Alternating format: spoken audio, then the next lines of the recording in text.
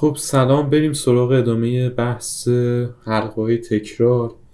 ولی قبلش که بریم سراغ وایل، من یه چیزی رو بگم درباره بریک و کانتینیو. اینکه کاربردشون چی است. با یه دونه حلقه فور میخوام به شما مثال بزنم. یه حلقه داریم تو رنج مثلا 8 پیمایش میکنه. حالا ما یه شرطی براش میذاریم، میگیم که تو از 0 تا 7 میخوای پیش بریم. اگر آی مساوی بود با عدد 4 بریک کن. الان وقتی که اجرا بکنم مشخص میشه که دقیقا تفاوت چیه و چه اتفاقی خواهد افتاد. در غیر این صورت پرینت کن واسه من آی رو، یه فاصله هم اینجوری واسش در نظر بگیریم. برنامه رو اجرا میکنم. خروجی به این شکله 0 1 2 3. دیگه وقتی آی مساوی با 4 شده بریک کرده، یعنی از حلقه پریده بیرون، انگار دیگه به کار ادامه نداد.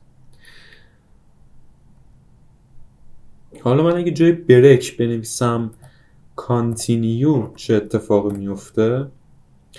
اجرا بکنیم. ببینید اتفاقی که افتاد از روی 4 پرید، از کل حلقه نپرید بیرون. وقتی کانتینیو میذاری تفاوتش با بریک اینه که وقتی آی من مساوی با 4 شد دیگه 4 رو بیخیال ننوشت، رفت سراغ بعدی 5 و بهش گفتیم اگه 5 بود چیکار کن؟ 5 رو واسه ما پرینت کن. ببینید از 4 به بعد و دیگه واسه من پرینت کرده تا 7. یه فاصله ایجاد بکنیم و بریم که حلقه وایل رو توضیح بدیم بهتون چی هست. همونطور که تو قسمت قبلی اگه دیده باشید بهتون گفته باشم، تفاوت فور و وایل اینه که ما توی وایل تعداد تکرار رو نمیدونیم، اما یه شرط تکرار داریم. میگیم تا زمانی که این مثلا جریان برقرار هست تو ادامه بده به کارت، یا اگه نیست کار دیگه بکن. و وایل رو اینجوری می نویسیم، شرط رو میذاریم، بعد این زیر توصیف میکنیم که داستان از چه قرار هستش. من یه رشته تعریف میکنم به اسم S که این یه سری کاراکتر داره، یه عدد این وسط هستش و دوباره چند تا کاراکتر دیگه.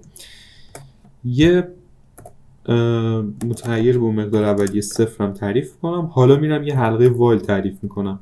میگم تا زمانی که S N هم اول 0 ولی هی N رو افزایشش میدیم جلوتر. S N مساوی نیست با عدد 5 که البته این 5 هم بهتره توی تک کوتیشن بذارم و اینجا دو نقطه هم فراموش نکنید که بذارید. پرینت کن واسه ما همین SN رو، یه فاصله هم اینجوری ایجاد بکنم به این صورت و به n یه دونه اضافه کن. اونایی که C++ قبلا کار میکردن ببین قبلا میگفتیم مثلا اینجوری به n یه دونه اضافه کن، اما اینجا از این خبرام نیست. میگیم n پلاس مساوی 1. میتونید بنویسین n مساوی با n به علاوه 1. جفتش یکیه و هیچ فرقی با هم نداره. ران که بکنیم خروجی به این صورت خواهد بود که میبینید تا جایی واسه من چاپ کرد که به 5 نرسیده. به 5 که رسید دیگه این کار رو واسه من ادامه نداد. وایل اصلا معناش همینه دیگه. دارم میگم تا زمانی که این کاراکترها که تو داری دونه دونه بررسیشون میکنی، تا زمانی که کاراکتر مخالف 5 تو همینجوری به چاپ کردن ادامه بده با یه اسپیسی هم بینش. ببینید اینجا تو خروجی رو نگاه کنید، ادامه بده و هی یه دونه به n اضافه کن. n حالا این دفعه میشه 1 میره، s 1 رو میبینه h 5 نیست ادامه میده میشه 2 s خود حرف s یعنی باز ادامه میده تا اینکه میرسه به این 5 و دیگه ادامه نمیده کار رو. یه مثال دیگه از وایل بزنیم. دوباره یه فاصله من اینجا ایجاد کنم.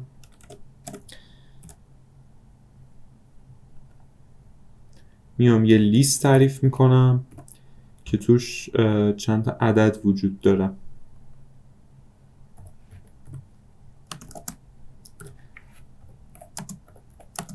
8 7 6 3 و 10. مثلا این چند تا عدد توش وجود داره و دوباره میتونم از همین استفاده بکنم. این n صفر که اینجا تعریف کردم فکر کنم ننویسیدم اتفاق نمیفته چون این n الان متغیر سراسریه، ولی من واسه فهم راحت‌تر این کارو میکنم. میگیم تا زمانی که LST n، یعنی الان مثلا n اول صفر، LST n میشه 2. بیایم مثلا چه شرطی رو بررسی کنیم، بگیم که مثلا مودش به یعنی باقی موندهش به 2، حالا 2 هم که همون اول چیز میشه، باقی موندهش به 10 مثلا مساوی نیست با 0. تا زمانی که باقی مونده این مساوی نیست با 0 ادامه بده و واسه ما پرینت کن LST n رو و این دفعه حالا میخوام زیر هم چاپ بکنه، یه بک اسلش n هم اینجا بذارم و هر دفعه یه دونه به n اضافه کن.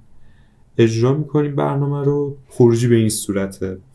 تا تنها عددی که اینجا داریم و باقی موندهش به 10 میشه 0، خود 10 که اینجاست. خب پس تا قبل از اون هرچی بود چاپ کرد واسه ما 2 5 8 7 6 3 دیگه 10 واسه ما چاپ نکرد.